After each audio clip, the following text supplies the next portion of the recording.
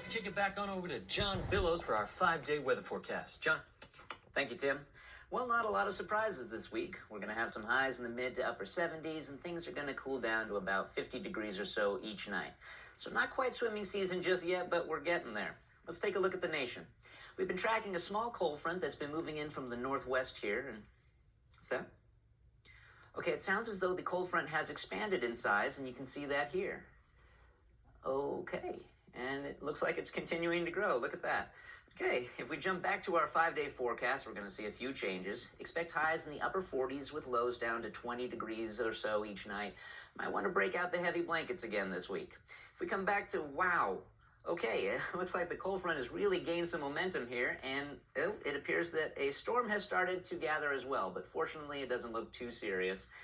Okay, it's actually becoming a little serious. It seems that hail is starting to fall, about 1 millimeter in diameter.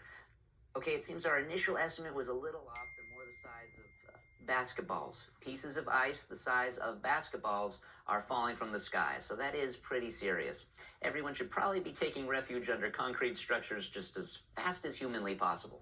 Let's see how this will affect the 5-day forecast. Highs will now be in the upper 10s with lows in the negative 20s, and if you look on Tuesday, there's a slight chance of death. Let's go back to the map here, and oh my. Okay, it seems that the storm and the cold front have clashed violently, and we now have a flood warning and a fire warning. Look at that. I'm not sure how those two can be happening at the same time. Okay, it appears that the flood water is the thing that is actually on fire. Apparently, the flood destroyed 15 gas stations, so about half the flood is now comprised of gasoline and oil.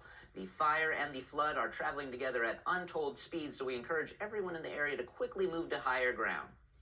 Nope, cancel that. We've just been instructed to tell everyone to evacuate to Mexico. Nope, never mind. They're coming here. We're heading to Canada. Okay, if we jump back to our 5-day forecast. Okay, scratch that.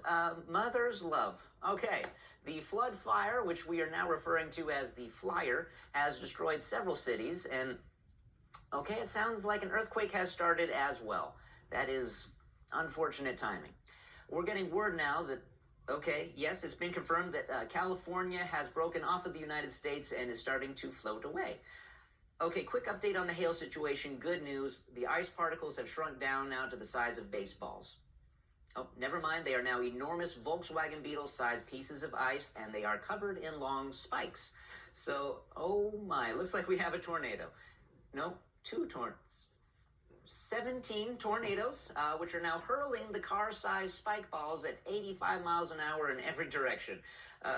Okay, we have received word now that volcanoes are erupting. So let's look at the 5-day forecast, and we'll see the temperatures are still fluctuating, but the chances of death have stabilized at about 99.99%. So going back to the map here, sweet glory. The tornadoes have made it so that it is literally raining cats and dogs, and California is starting to sink, and the inhabitants are being attacked by sharks. Okay, we have confirmation that this is the end of the world. So we'll go once more to our 5-day forecast, which is now our 1-day forecast, and that will about wrap it up. Back to you, Tim.